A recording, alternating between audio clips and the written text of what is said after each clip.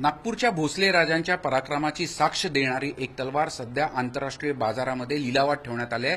आपल्यासमोर रघुजीराजे भोसले प्रथम यांचं तैलचित्र आपण बघू शकतो। त्यांची ही तलवार असल्याची माहिती पुढे येत आहे। का आंतरराष्ट्रीय वेबसाईटवर ही लिलावात ठेवण्यात आलेली आहे। आपल्यासोबत भोसले घराण्याचे वंशज मुदोजीराजे भोसले राजे ही लिलावात ठेवण्यात आलेली तलवार कधीची आहे, कोणाची आहे आणि कशा प्रकारची आहे?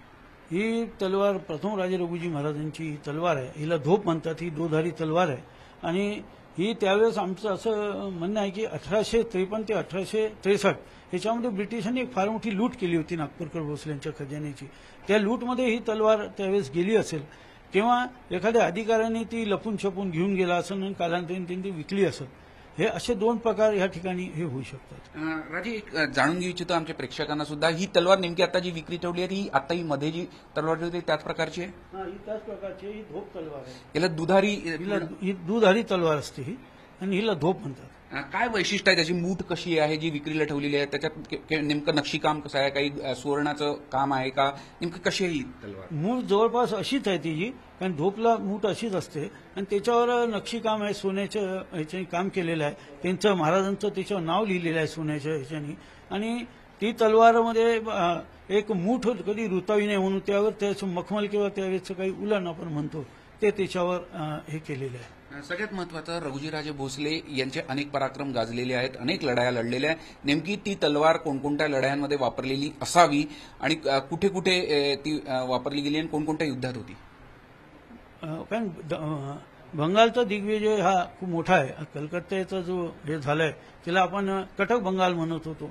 बहुतेक त्या दिग्विजयामध्ये ती तलवार वापरण्यात आली असेल आणि म्हणूनच ती एक ऐतिहासिक विजय यासाठी ती तलवार पुन्हा ती जतन करून त्या खजिन्यात ठेवल्या गेली असेल। ती काय मागणी राहील आता आपल्याला ज्या पद्धतीने आंतरराष्ट्रीय बाजारात ही तलवार पोहोचली? खरं तर ही इथल्या या शस्त्रागारात जिथे आपण उभे आहेत या शस्त्रागारात ती असायला हवी होती, पण ती तिथे विक्रीस लिलावात ठेवण्यात आली आहे। काय मागणी आता आपली? आमची मागणी, आम्ही सरकारशी आमचं चालू आहे प्रयत्न।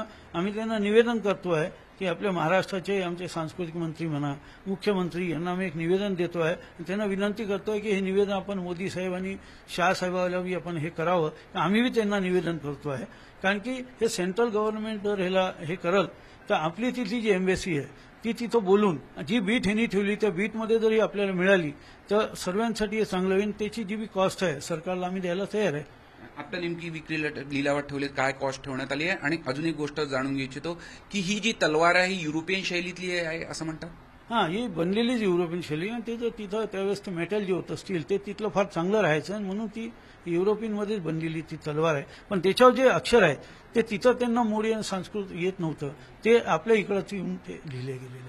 किती आता लिलावात बोलीला ठेवली आणि कशा पद्धतीने आपण प्रयत्न करता? त्यांच्या हिशोबाने ती मला वाटते 7,90,98,000ची काही त्यांनी ती बीट ठेवलेली आहे ओपनिंग। आणि त्यानंतर आता ते लिलावात त्याचं काय कॉस्ट जाईल ते आता बघता येईल। नागपूरच्या भोसल्यांचा जो पराक्रम आहे त्याची साक्ष देणारी ही तलवार ती इथे आणण्यासाठी काय विशेष वेगळे अजून प्रयत्न होतात आपल्याकडून? हो, आम्ही सरकारला तर आम्ही विनंती करतोच आहे, पण आपल्याकडनं बी त्या बीटमध्ये आमचे मित्राचे बाचे आहेत, त्यांना ते तिथले आहेत, त्यामुळे ते तिथं त्यांनी काय त्यांचं ते भरलं आणि ते तिथं सँक्शन झालंय। त्या बीटमध्ये ते भाग घेतील आणि आपला प्रयत्न राहील की ती तलवार आपल्या इकडेच आली पाहिजे, आपल्या घराण्यामध्ये ती वापस आली पाहिजे, लोकांना दर्शनासाठी ती उपलब्ध करून दिली गेली। तर राजे रघुजी भोसले यांच्यापासून भोसल्यांनी अनेक पराक्रम केले। अटक ते कटक एवढं मोठं राज्य नागपूरच्या भोसले राजांचं होतं, घराण्याचं होतं आणि त्यांचा हा शस्त्रागार तिथे एक तलवार ठेवलेली आहे रघुजीराजे भोसले यांची। त्यांची ही तलवार आपण बघू शकतो मध्ये, आणि अशाच प्रकारची जी दुसरी तलवार आहे ती ब्रिटिश तिकडे कदाचित घेऊन गेले असावे आणि त्यानंतर तिथून ती आता विक्रीस लिलावात आणली आहे। नेमकी ती कशी आणली याचा शोध स्वतः मुदोजीराजे भोसले सुद्धा घेत आहे, भोसले कुटुंब सुद्धा, राजघराणा सुद्धा घेत आहे। पण नेमकी ही तलवार जी भोसल्यांच्या पराक्रमाचा साक्ष देते ती तलवार इथे सजवण्यासाठी भोसले कुटुंबाकडून कसोशीने प्रयत्न करण्यात येत आहे। झी मीडियासाठी व्हिडिओ जर्नलिस्ट रत्नशील सातपुतेसह अमर काणे, नागपूर।